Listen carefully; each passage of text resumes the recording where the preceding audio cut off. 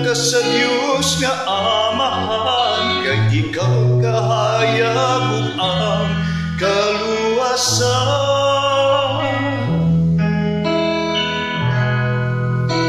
Ang imong gugma kanang tanan, walay sa magdili hitugnan, dala kami ngadto sa kalangitan.